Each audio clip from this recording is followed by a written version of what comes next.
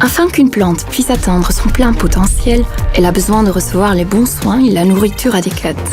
En tant que spécialiste d'horticulture, nous sommes heureux de vous transmettre des connaissances qui vous seront utiles. Les nutriments canne à coco sont utilisés lors des stades de croissance et de floraison de la plante. Les nutriments canne à coco contiennent des ingrédients qui permettent aux éléments essentiels d'être libérés par le substrat.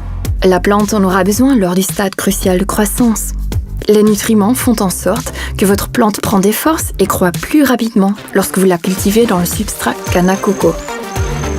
Lorsque vous fertilisez la plante avec canne à coco, certains de ces éléments sont assimilés par le substrat de coco, notamment l'azote, le calcium et le magnésium. Ensuite, les fibres de coco libèrent le potassium et le phosphate dans la solution nutritive logée entre les fibres de coco. Les racines peuvent donc absorber ce mélange directement dans le substrat de coco et les nutriments sont transportés partout dans la plante.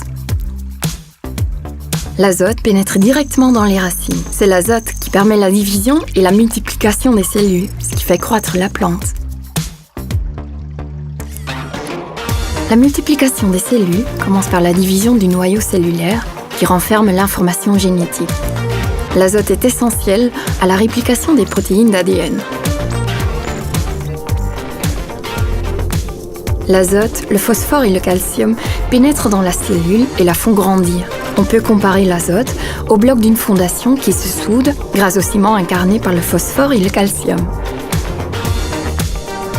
De plus en plus de racines et de ramifications apparaissent. Ensemble, elles forment le système racinaire. Les éléments sont également acheminés vers le haut des racines, vers les bourgeons de la plante. Ces bourgeons deviennent de nouvelles tiges avec des feuilles. Et les cellules dans les feuilles se multiplient de la même manière que dans les racines. Lorsqu'une nouvelle cellule est créée, les autres éléments commencent à y pénétrer. Ces éléments s'agrippent à la structure protéique pour former un grain qui prendra une coloration verte. Ensemble, l'azote et les métaux créent la chlorophylle dans les feuilles. La feuille se développe et produit de plus en plus de chlorophylle. La plante prend du volume, crée des ramifications et augmente son feuillage. La plante passe maintenant au stade de floraison, ce qui requiert un équilibre nutritif différent. Dès que la plante forme ses premières fleurs, augmentez la dose de nutrition canne à coco selon le calendrier de culture. Une plus grande quantité de phosphore et de potassium sera donc libérée par le substrat de coco. C'est ainsi que se produit une combinaison des nutriments et du substrat de coco adapté spécialement au stade de floraison. La nutrition supplémentaire fait en sorte que les fleurs se développent au maximum de leur potentiel. Dès que la fleur atteint sa taille mature, elle commence à faner. Toutefois, l'ovaire reste et se renfle. C'est le début du prochain stade qui indique un besoin accru en phosphore et en potassium. Si on observe l'ovaire plus en profondeur, on peut y voir un compartiment d'eau dans la cellule. Ce compartiment renferme le potassium ainsi que l'eau. Le potassium fait augmenter la conductivité électrique de la plante et crée une pression dans la cellule. C'est ce qui rend le fruit plus ferme et dense, une caractéristique importante pour le résultat final. Le potassium est acheminé vers les feuilles.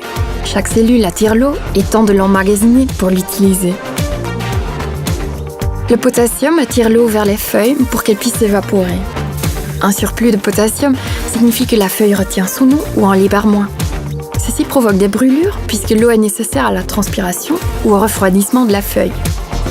Afin de prévenir un mûrissement prématuré ou l'apparition de brûlures lors du stade de maturation, il faut arroser la plante avec de l'eau sans nutriments ou avec un apport réduit en nutriments. La plante continue à assimiler des nutriments jusqu'à la toute dernière minute, quoique les quantités sont réduites comparativement au stade précédent. La plante peut donc se concentrer sur sa propagation. Le phosphore dans le fruit se déplace vers les graines, ce qui encourage leur développement.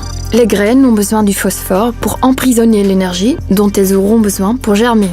Cette énergie garantit un début réussi pour les graines. L'utilisation adéquate de canne à coco procure des résultats optimaux coup sur coup. En plus de l'engrais de base, nous offrons également une gamme d'additifs qui aident à soutirer le maximum de votre plante. N'oubliez pas d'utiliser Canna Rhizotonic, Canna Zym, Canna Boost Accelerator et Canna PK 1314 lors du stade de floraison pour produire un rendement supérieur.